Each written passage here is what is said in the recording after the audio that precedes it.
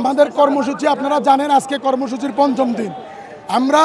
আমাদের দাবি একটাই, সর্বোচ্চ আদালতের মাধ্যমে ইশরাক হোসেনকে মেয়র ঘোষণা করেছে, তার কাগজপত্র সব কিছু রেডি হয়েছে, কিন্তু একটি ষড়যন্ত্রকারী, একটি কুচক্রী মহল তাদের ক্ষমতার লিপ্সায় লিপ্সিত হয়ে তারা ইশরাককে শপথ না করিয়ে ক্ষমতা বুঝিয়ে দিচ্ছে না। আমরা কোনো প্রশাসক ওই আসিফ মাহমুদ সহ কোনো ষড়যন্ত্রকারীকে আমরা মানব না।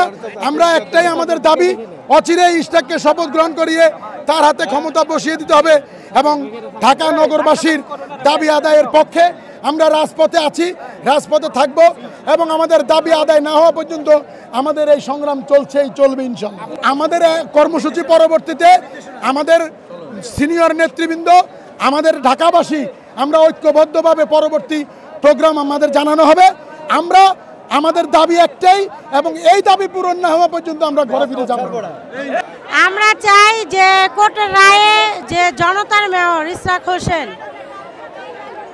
যে রায় পাইছে, যে গেজেটের মাধ্যমে, আমরা চাই যে মেয়র যেন তার যোগ্য জায়গায় যেন বসে।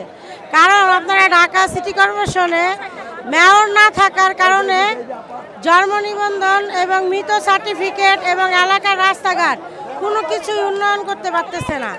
কারণ যারা এখানে বসা আছে তারা কিন্তু জনগণের দুর্ভোগ কিন্তু বুঝতে পারতেছে না। কারণ আমরা একটা মেয়র না থাকার কারণে যেই দুর্ভোগ ঢাকা সিটি কর্পোরেশনে আমরা পোহাইতেছি, একমাত্র আমরাই জনগণেরা জানি। তাই আমরা বলতেছি যে জনগণের ভোটেই তো সে নির্বাচিত মেয়র, ঠিক না? ওই টাইমে তো আপনারা জানেন যে এটা জোরের মাধ্যমে এটা নিয়ে নিছে। এখন কোর্ট যেখানে রায় দিছে সেখানে তো আমরা মনে করি যে এটা বাধা থাকার কোনো কথাই না। তাহলে এখানে সে শপথ বাক্য পড়তে পারে, কিন্তু কিসের কারণে, কি অদৃশ্যের যেই শক্তির কারণে সে এখনো পর্যন্ত শপথ নিতে পারতেছে না, সেটার জন্যই আমাদের এই আন্দোলন বহমান চলছে।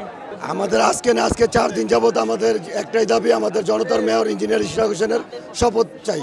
আপনারা জানেন বৈষম্যের বিরুদ্ধে সারা দেশ ঐক্যবদ্ধ হয়েছিল। আজকে ইশরাক বৈষম্যের শিকার হয়েছে। ইশরাককে শপথে বাধা দেওয়া হচ্ছে নগর ভবনে একটি দুর্নীতিবাদ চক্র।